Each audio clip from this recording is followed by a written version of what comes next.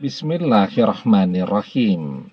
Assalamualaikum warahmatullahi wabarakatuh. Bapak-bapak, ibu-ibu, mas-mas, mbak-mbak, khususnya adik-adikku sekalian yang dirahmati Allah dimanapun Anda berada. Kembali di IIP Channel bersama saya, IIP Wijayanto. Kali ini kita akan membahas tema menolak tanda-tanda bahwa mantan bukan jodohmu. Jadi muncul nih berbagai tanda bahwa mantan ditakdirkan bukanlah jodoh kita. Apa saja tandanya? Mantan memaksa berpisah dengan kita. Selesai perpisahan itu terjadi, kita tidak melihat tanda bahwa mantan menyesali perpisahan tersebut. Bahkan sekarang mantan sudah punya pasangan yang baru dan mantan terlihat begitu bahagia bersama pasangan barunya. Mantan terlihat begitu sempurna berdampingan dengan pasangan barunya. Kemudian apalagi tanda-tandanya? Terlihat mantan begitu serius, ya, ingin melangkah melanjutkan ke jenjang pernikahan bersama pasangan barunya. Dan biasanya kalau zaman sekarang ya, orang akan men-share hal-hal bahagia seperti ini dengan memamerkan ya foto-foto atau video-video pendek saat pasangan barunya dia perkenalkan kepada keluarganya. Orang tuanya juga terlihat begitu bahagia ya melihat anak mereka menemukan seseorang yang begitu pas dengannya. Begitu juga sebaliknya, mantan diperkenalkan dengan keluarga dari pasangan barunya. Ini kan semua tanda-tanda bahwa mantan ditakdirkan bukan jodoh kita bermunculan. Ditambah lagi, ya, yang kita rasakan. Kita sudah tidak pernah lagi bermimpi ketemu dengan mantan. Kalaupun bermimpi mantan, kita mimpinya selalu melihat mantan bersama pasangan barunya. Nah, jadi ditambah lagi semua orang-orang yang ada di sekeliling kita mengatakan bahwa mantan harus segera kita lupakan. Mantan bukanlah jodoh kita, dan seterusnya.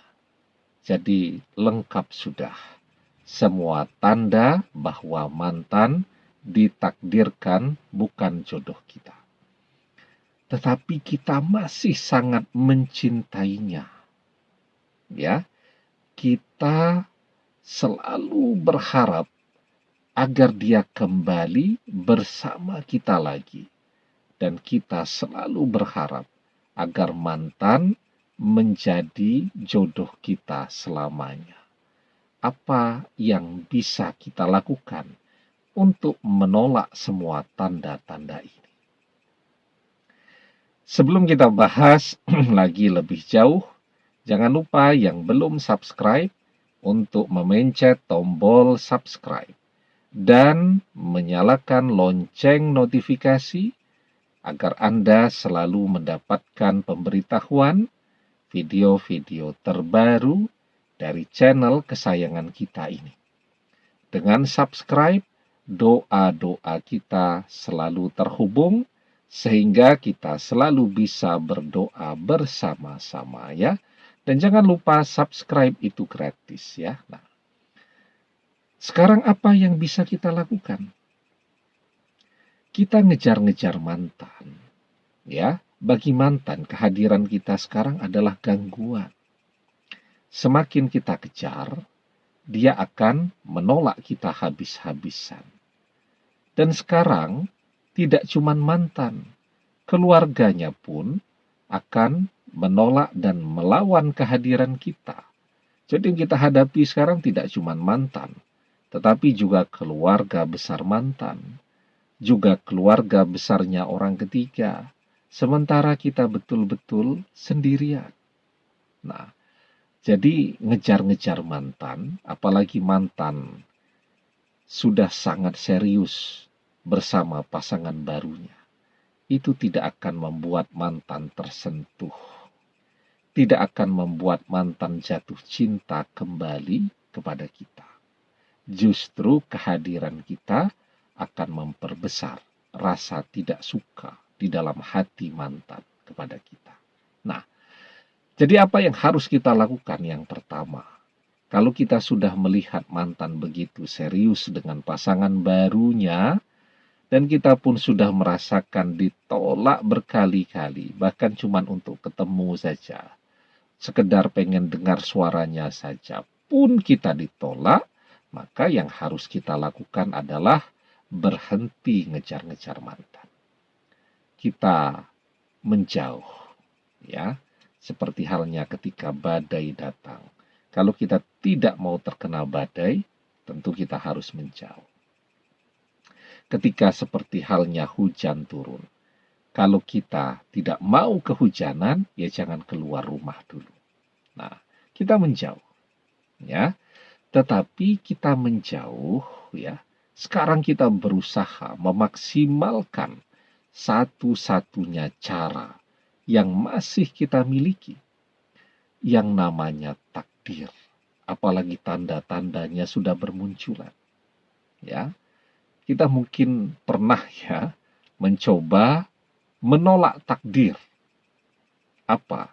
Misal ketika hujan mau turun, tanda-tandanya sudah kelihatan semua. Awan-awan gelap sudah berkumpul berarak-arak. Ya, berjalan, bergerak semua. Awan untuk hujan. Gelap sudah. Ya, mungkin juga petir sudah bermunculan. Tapi kita ini mau keluar rumah. Karena misal kita harus berangkat bekerja. Ya, berangkat kuliah atau ngantar anak kuliah. Sementara kendaraan yang ada di rumah, misal sepeda motor, keluar pasti kehujanan. Nah, kita mencoba menolak, ya, takdir akan turun hujan tadi. Kita mencoba menolaknya. Dengan apa? Dengan doa. Kita berdoa, ya Allah, tunda dulu hujannya sampai aku tiba ke tempat tujuanku. Sering ya kita berdoa begitu. Apakah kita pernah berhasil? Pernah. Ya. Tetapi juga sering gagal ketika kita berdoa. Tetapi ya, saat kita pernah berhasil itu, padahal awan ya sudah gelap itu, sudah, biarpun itu pagi hari seharusnya terang benderang, sudah gelap gulita itu. Tetapi kita berdoa, ya Allah, tunda dulu hujannya sampai aku sampai ke tempat tujuan kerjaku. Seharusnya sudah hujan tuh, kadang-kadang sudah gerimis. Tahu-tahu gerimisnya berhenti. Kita jalan. Walaupun masih gelap. Kita jalan itu sambil berdoa dan kita sampai ke tempat tujuan kita tanpa kehujanan. Ya, mesti kita pernah mengalami yang seperti ini. Nah, itu menunjukkan bahwa sesungguhnya satu-satunya yang bisa menolak takdir itu adalah doa. Dan kita sudah pernah melakukannya walaupun kita lupa kapan. Karena mungkin lebih sering kita gagalnya. Tetapi kita pernah berhasil, ya, menolak turunnya hujan tadi, padahal tanda-tanda mau turun hujan itu sudah lengkap, dan kita menolaknya dengan doa kita. Takdir itu sesuatu yang tidak bisa ditolak, harus diterima. Satu-satunya yang bisa menolak takdir adalah doa. Jadi takdir itu tidak bisa ditolak, harus diterima kecuali dengan doa.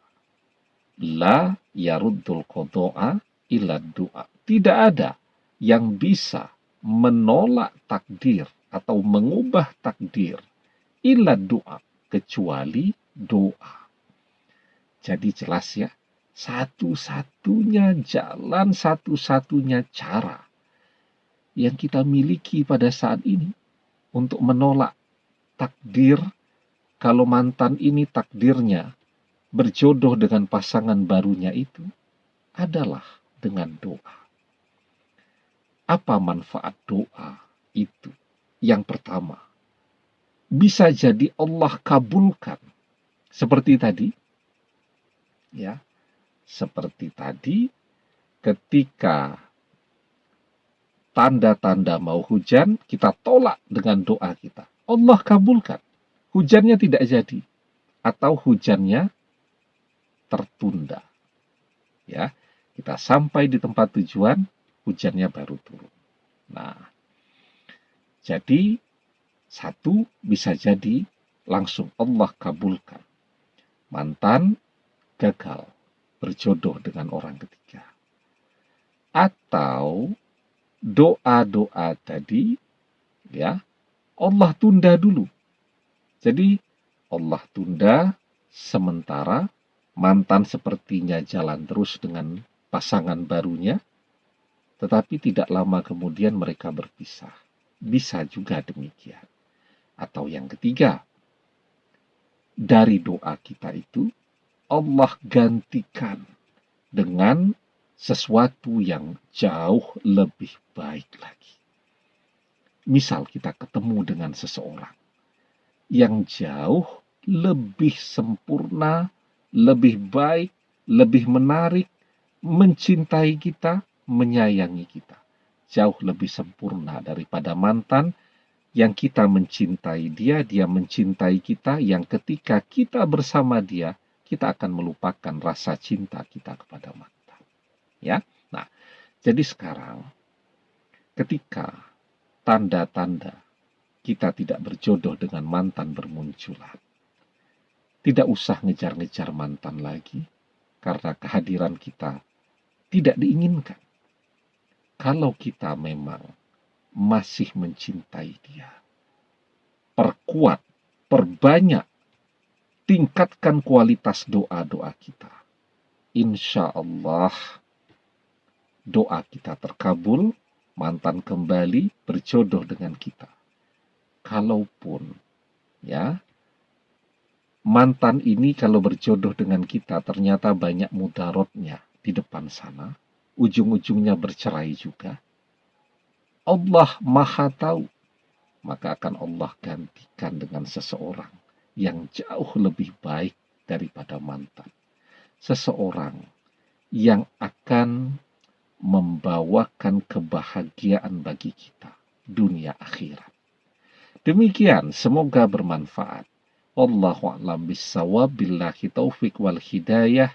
Assalamualaikum warahmatullahi wabarakatuh.